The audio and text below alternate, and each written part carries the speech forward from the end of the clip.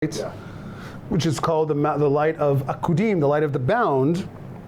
They all emanate down to the waist, if you want to say it like that. Yeah. But these are the ones that are going to create the vessels. Okay. Not the light of the ears, not the light of the nose. Yeah? Yeah. Any other questions, comments, thoughts? Probably not a relevant one, but the expression shattering of the vessels, does that relate to this at all? First we have to make the vessels in order to shatter them. Okay? So I know we throw around these ideas all the time, right? Breaking the vessels, elevating the sparks, right? Like, what vessels, what sparks, what are you talking about? Here we're learning where they actually come from. So by the end of these classes, when you talk about the shattering of the vessels, you'll know exactly what vessels we're talking about. When you talk about redeeming the sparks, elevating the sparks, right, revealing those godly sparks within your morning cup of coffee, yeah, you'll know what those sparks actually are, and you'll know the meditative state to actually properly be able to elevate those. So this is the theory when we're going to get into the practice. Yeah.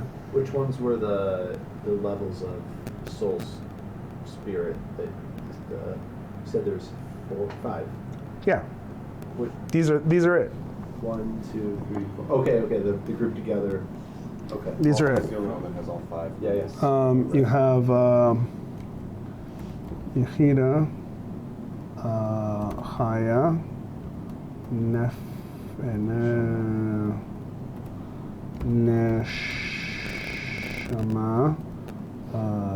Ruach, and Nefesh.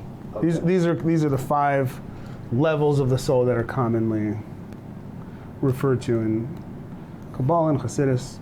These are it. So each one started out only Nefesh, and then the other Sephira that emanated out added the Ruach to the one below, and so on and so on. And so by the time that the last Sephira emanated out, which is the Keter, it's only the Malchut that actually had all 5 aspects of the soul. She was complete. Yeah?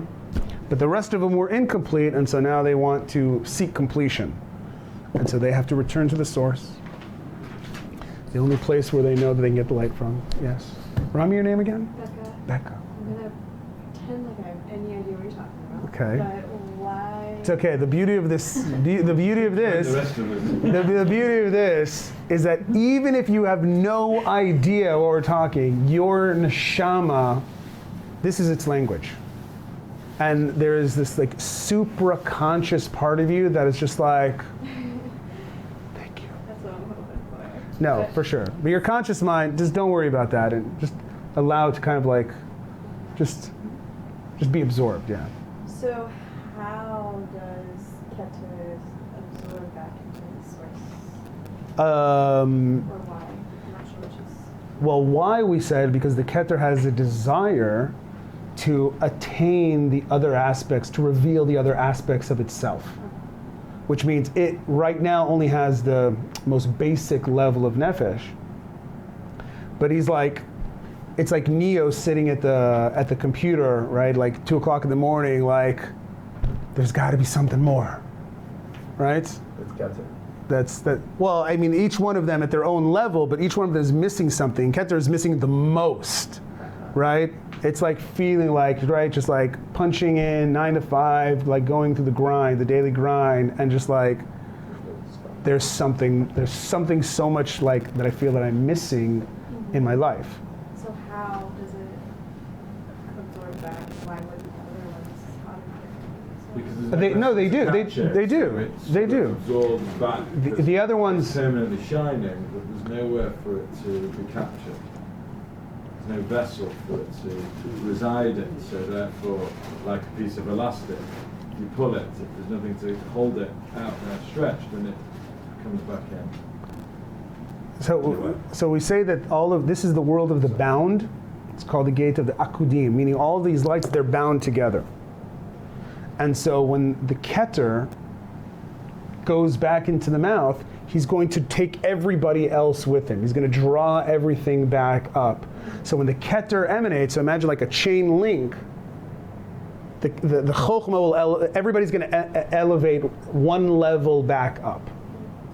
Yeah? And then now the Keter is like absorbed back into its source.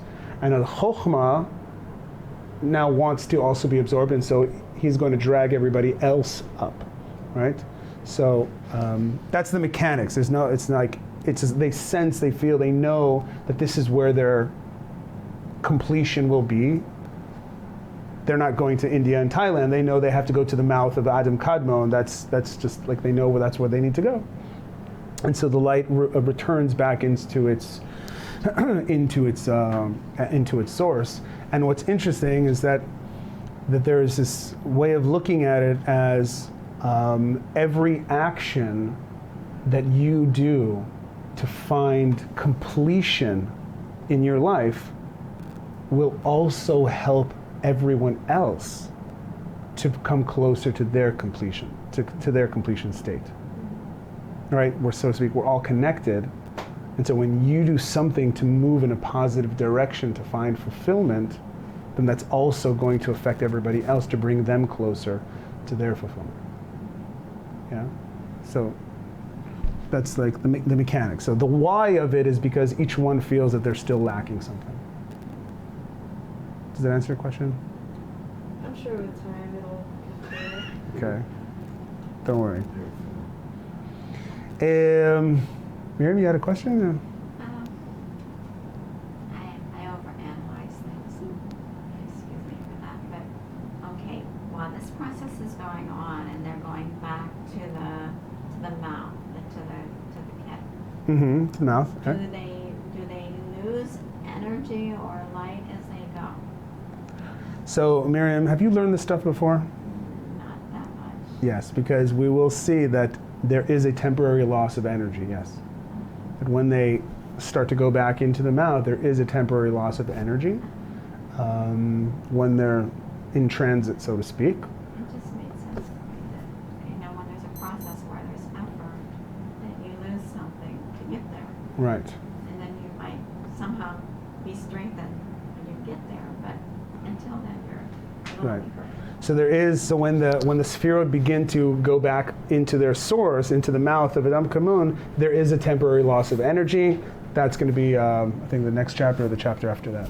So are you saying that's a good thing and that's progress? This is all part of the divine plan. Because the energy coming back into the kata seemed to be not being caught, not building up the lower. Where are you talking about? When the light comes back into Kata. the Keter, into the vessel of the Keter? What are you? Sort of what she said. But sort of There's a loss of energy, but that's not the end game. It's just a temporary loss, but then it will actually increase in energy. There's an increase in energy. That by the time this process is complete, everybody that's still around, let's just put it that way, has what it needs to do what it needs to do.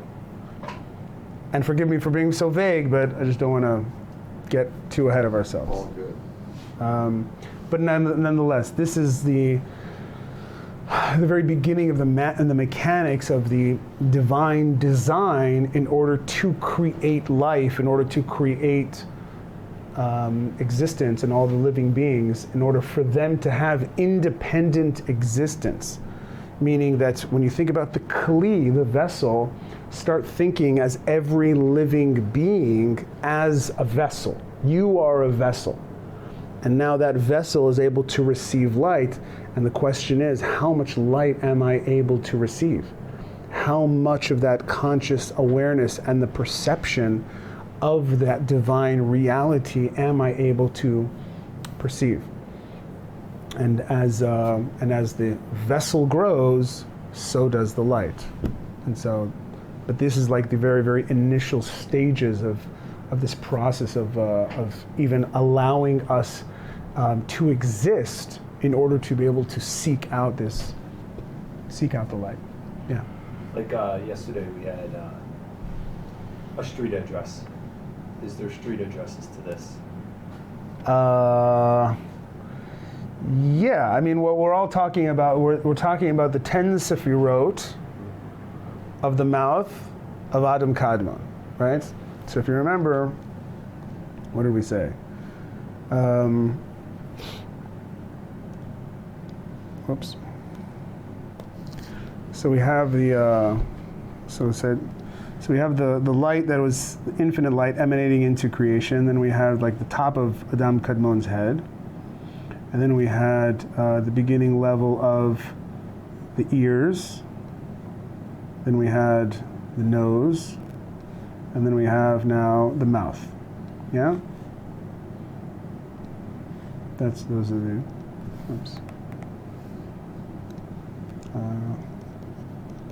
Ears, nose, mouth. Right? We said the top of the head is the name Ab.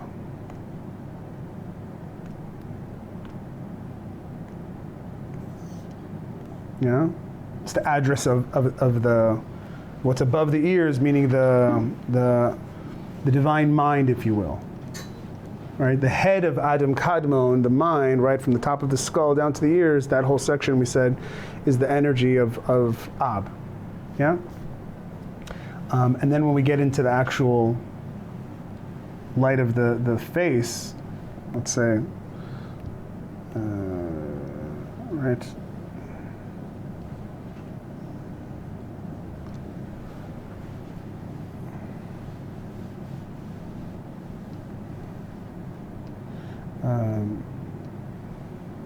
Yeah, so it's this is going to be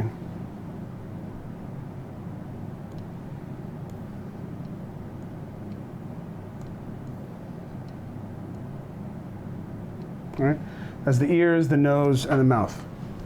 Yeah, and so we said all of this together is the light of Sag. Yeah, all of this is the energy of Sag. And we said that the ears, the nose, and the mouth particularly are the Ab of Sag. Yeah.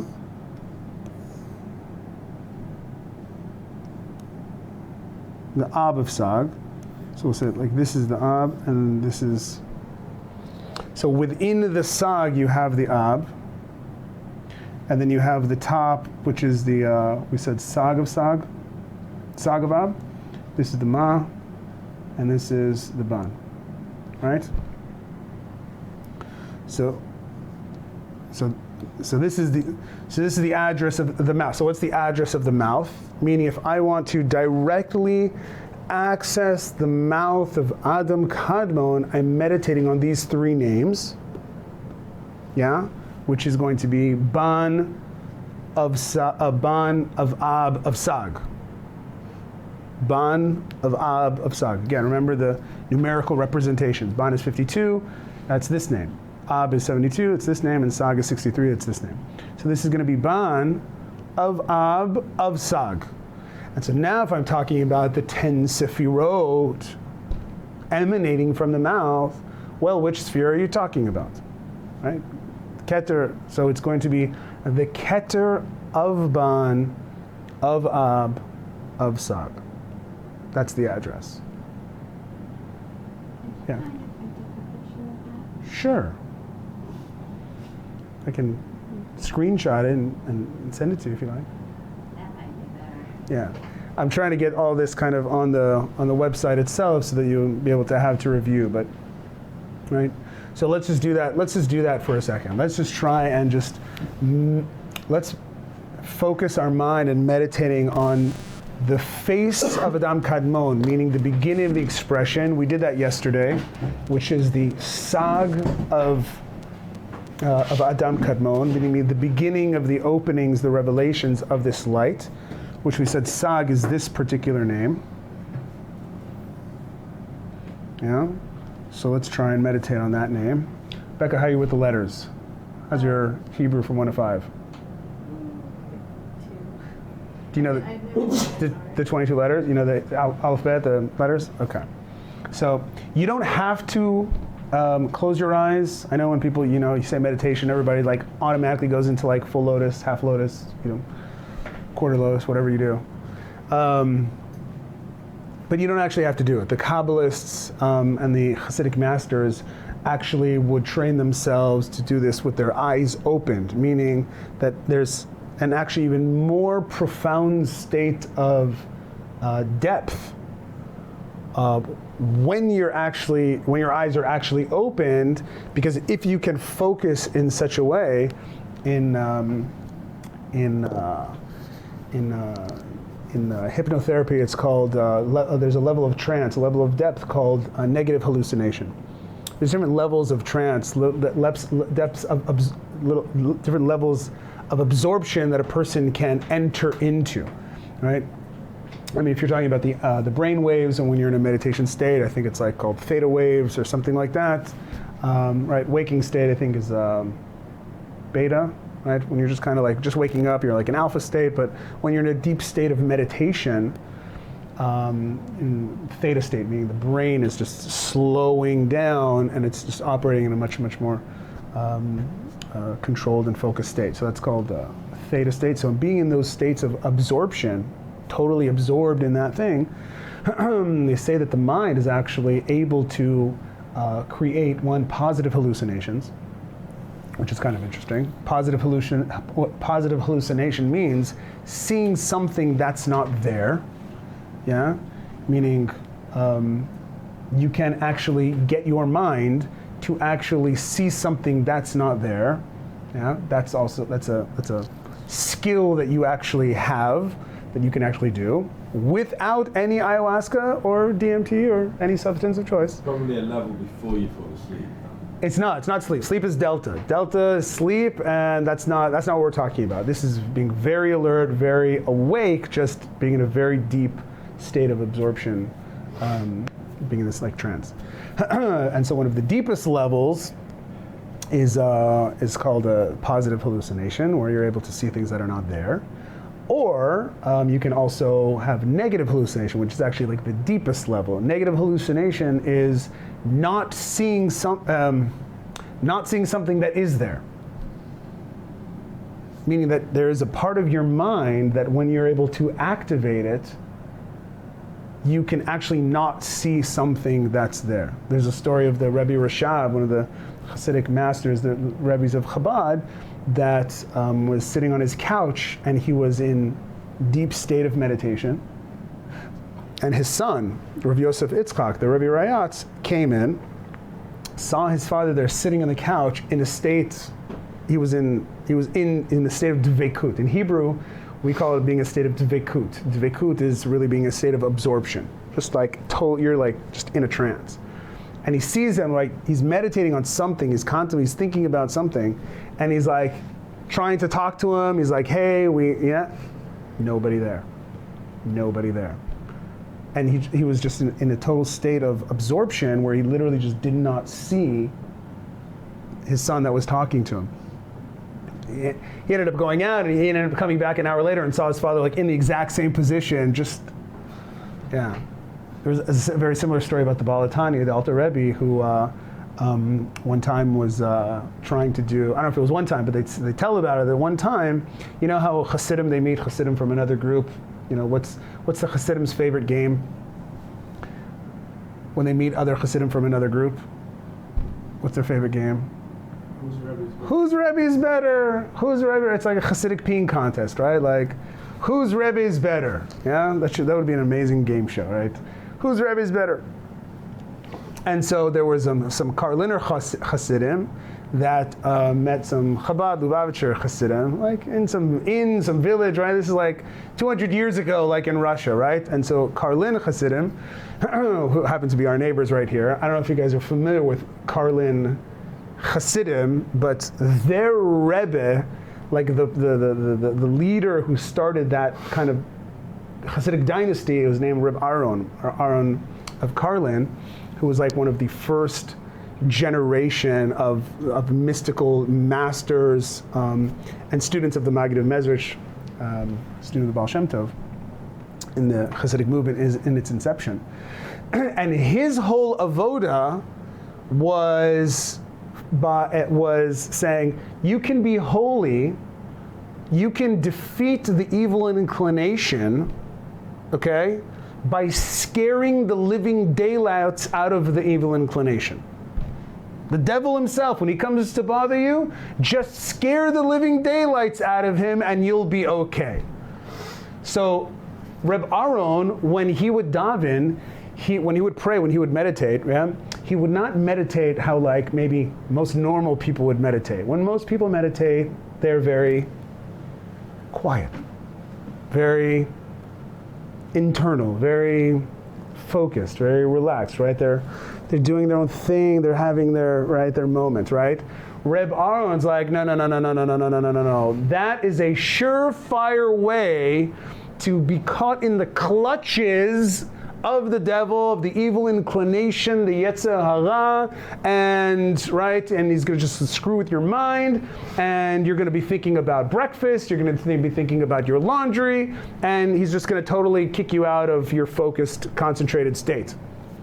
So what does Reb Aaron say the best way to defeat the evil inclination is? Yell at the top of your lungs. Yeah? Ariel Margolis. Not even close. Not even close. Maybe you can go. There's not. When they say the Karlin, the shul, there's actually only one real Karliner here. He's the Gabbai. Everybody else is just kind of from everybody else. But the original Karlin, if you go, I think in Yerushalayim, they have like real. I think it's very also. There's a Karlin shul. If you go into a Karlin shul, bring some earplugs. Everybody is literally yelling at the top of their lungs, okay? So when like a normal person reads like Tehillim, like Ashrei Yoshrei Beitecha Od Yehel Ashrei Yoshrei Beitecha. I'm not kidding, right? What is this strategy, if you will? What is this strategy? Because like when the evil inclination, right, like the devil himself comes to like tempt you and starts to, right? The devil sees this madman, right? He's like, I'm just gonna keep moving on. No, nothing. I'm gonna bother somebody else. And that was the Shita. That was Reb Aaron of Karlin. And so literally he would just be in a total state of like he was spastic ecstasy, literally just like somersaulting around the shul in this state, right? And the Alter Rebbe, who became the founder of the Lubavitch movement, when he first saw this, he was like a real straight arrow. So he was kind of like, what is this guy doing, yelling at the top of his lungs, doing somersaults in the middle of Shmona Esrei? Like, what? Right? And, but anyways, after a couple of weeks, he kind of figured it out, and he's like, that's a good idea. And he started doing that too. It got to the point where they literally had to like pad the walls so nobody would get injured. I'm not kidding. Maybe they were protecting the walls. They're protecting the walls.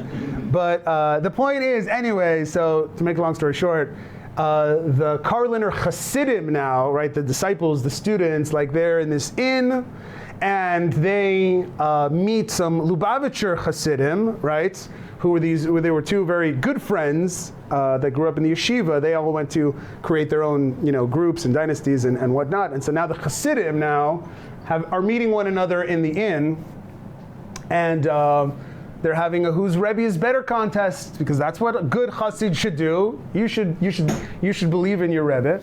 And so the Karliner Hasidim say, our Rebbe, so holy, is that when he does Kiddush on Friday night, he is just so full of energy and fire and passion. Literally, we have to keep refilling the cup because he's holding the cup and all the wine is spilling out everywhere. And so we literally have to wait there to fill the cup to make sure that he actually ends up making the Kiddush on a full cup of wine.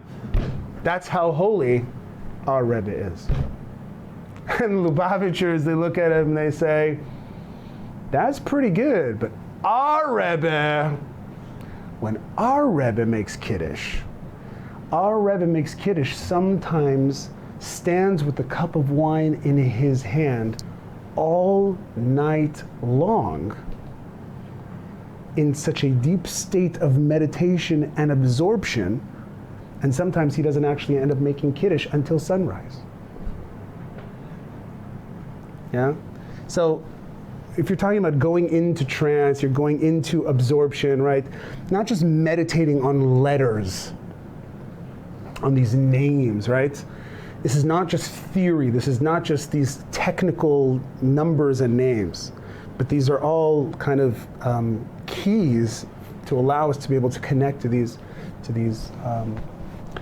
levels of consciousness, these dimensions of reality. Yeah, and so to be so absorbed there, you're like, you're there now, and it's hard coming back. Tov. So how did I get to this? Yeah. So you don't have to meditate with your eyes closed. I thought they were just schluffing. Meditating? You don't have to mention with your eyes closed. You don't have to mention with your eyes closed. Because again, the idea of when we say meditation, it's really about focusing in such a very, very strong way that your mind is totally wrapped around that idea where nothing's going to blow. Literally, somebody just walk in front of you like, hello, and you're not there. You don't see them.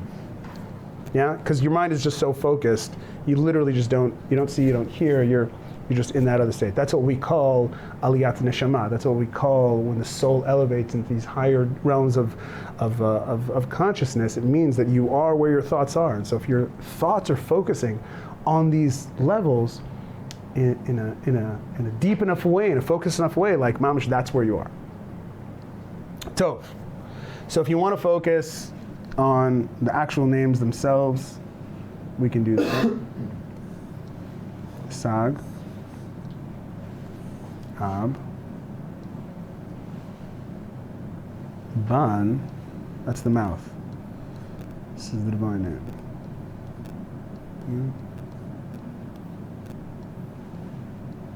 And then we had, what did we say? Let's say, let's do the Malchut.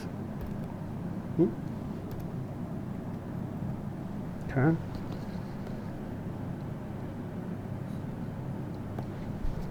All right.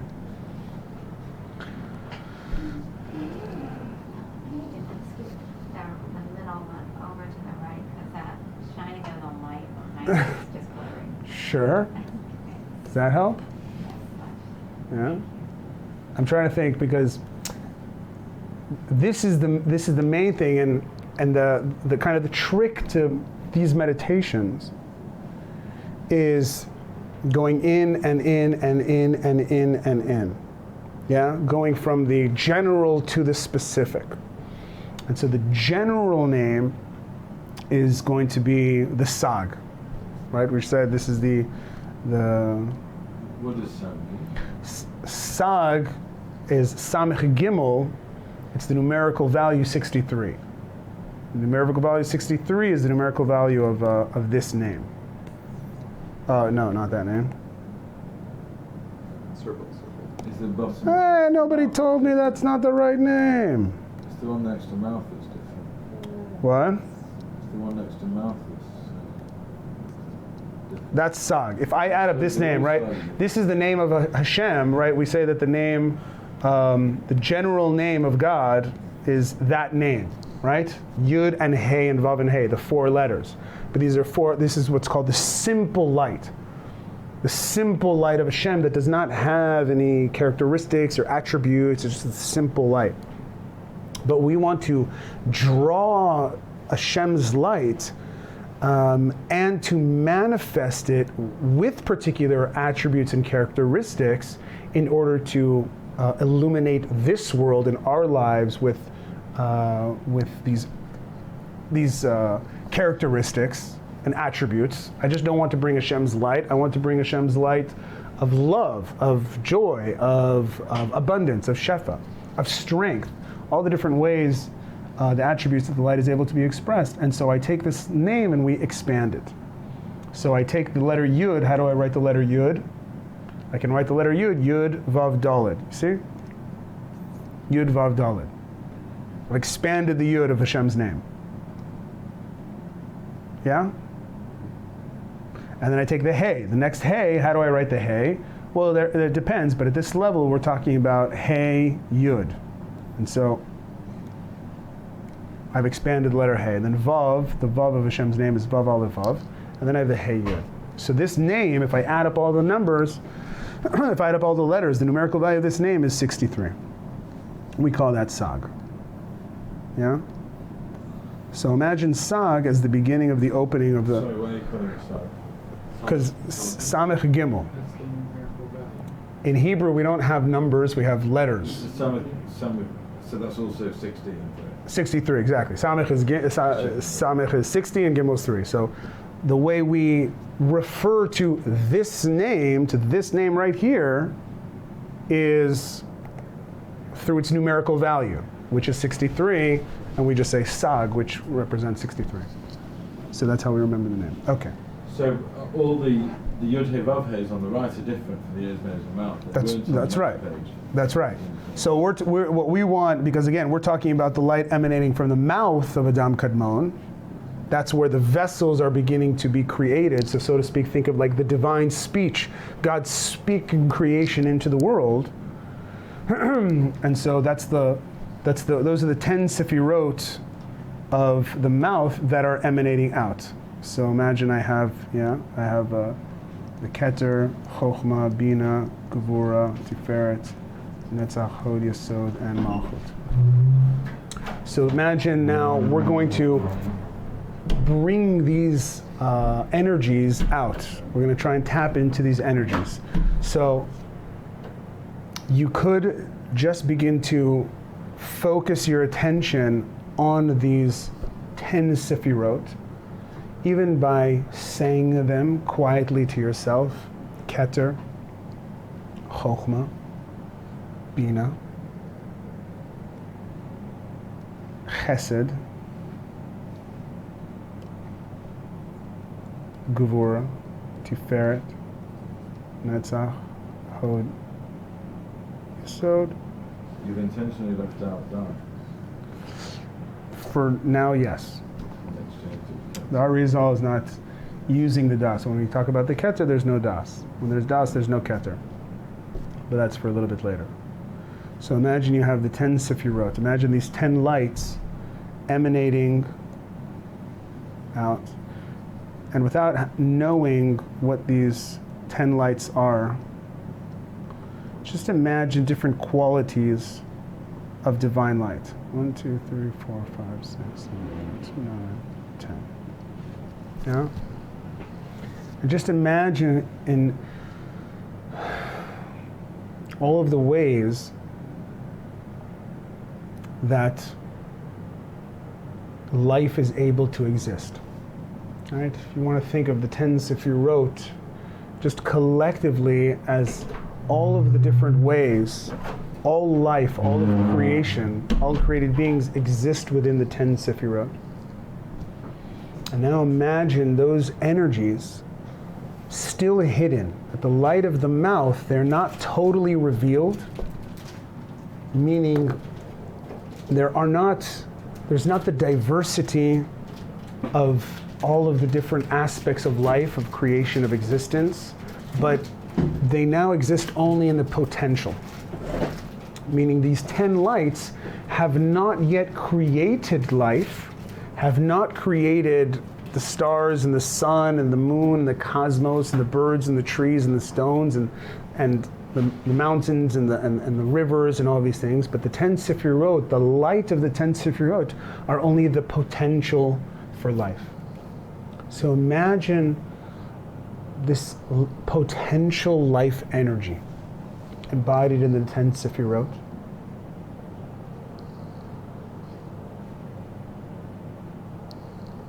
And now imagine that energy emanating out from the mouth of Adam Kadmon, and try not to materialize it. Don't imagine light actually emanating out from a mouth, because that would be idolatry. And that's not our thing. But try and imagine light coming into existence from the cosmic creator, from the divine being itself, bringing this light into existence. And the meditation to focus on is the name of a Ban. So just kind of, you can meditate on the name itself if you're looking at it. If your eyes are closed, then you could imagine the letter Yud, energy flowing from the letter Yud to the letter Vav, to the letter Daled, to the letter He, to another letter He, to the Vav, and to another Vav, and to the He, and into the final He.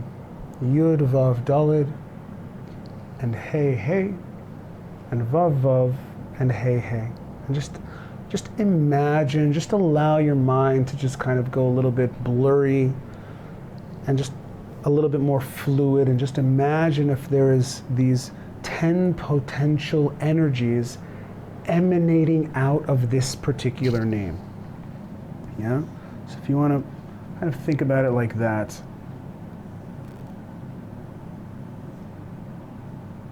Imagine that these potential energies are emanating out of the name of a Ban.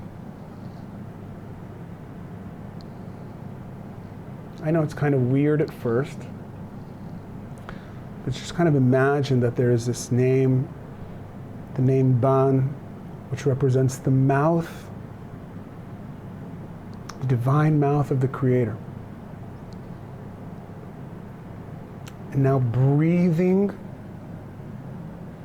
all of the potential life into existence.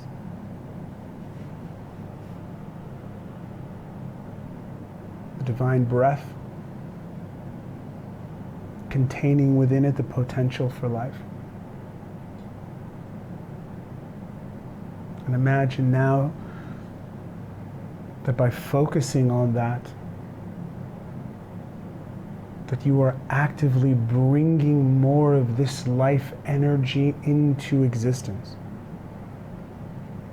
It's right that you don't know the next steps in the mechanics of creation, but that's okay. Just imagine that you're just taking part in this very, very initial step, this initial stage of creation. And just imagine this potential energy, the breath, the cosmic breath of life emanating from the divine mouth. Again, the name Ban, Yud, and Vav, and Daled, He, He, and then Vav, Vav, and then He, He. And now just imagine these 10 Sefirot, potential energies, this breath emanating out.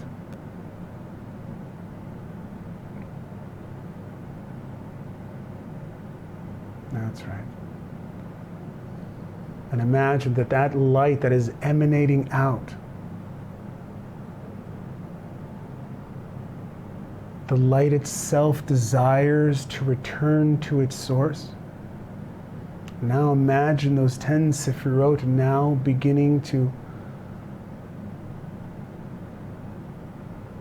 take the breath back in, this cosmic inhale, the energy going back into the mouth, and imagine that there is some part of the light that is being left over.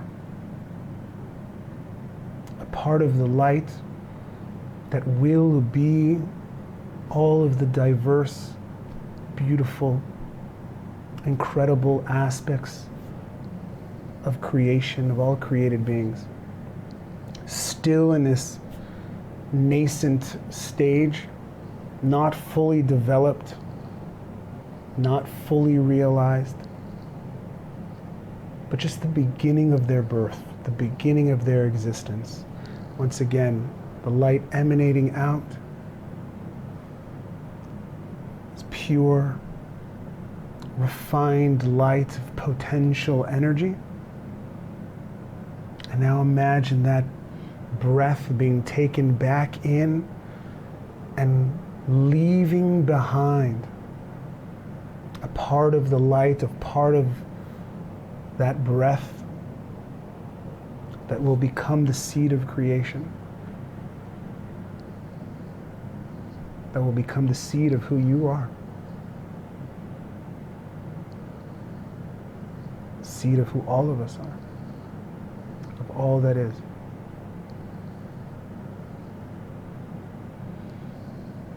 And it's as you're focusing on this cosmic breath, breathing existence into reality, just know that this light is shining into every aspect of your being, refining it,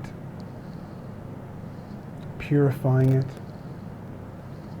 washing away the old identification and association with the self enslaved to the world and to the limited perception of reality. Know that by focusing on this name,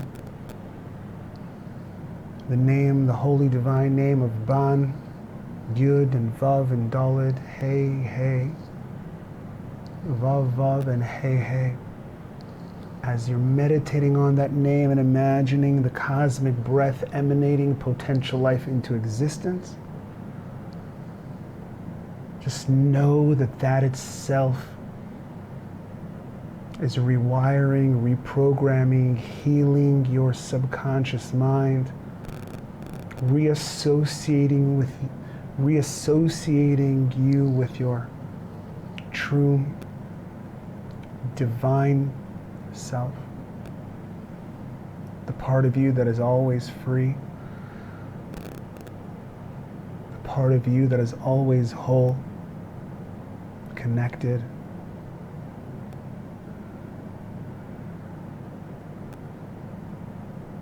knowing that as you emerge from this state and as you walk out that door,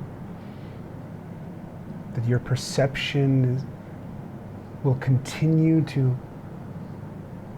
be rewired and recalibrated to seeing the world as not an independent entity where it might have power over you, power to affect you, but know that with every breath that you take, your consciousness is continuing to recalibrate itself to perceive how the world is truly a divine expression of the supernal will, supernal light of the Creator. And as you notice that, notice how good it feels. Notice how much clarity and confidence and courage that brings to know that you are living in divine space. That all of reality and all of existence is this beautiful divine expression of the light of the Creator. Take that with you. Enjoy it. Use it. And as you take a breath, slowly come back. Notice the change, notice the shift. Notice how good you feel.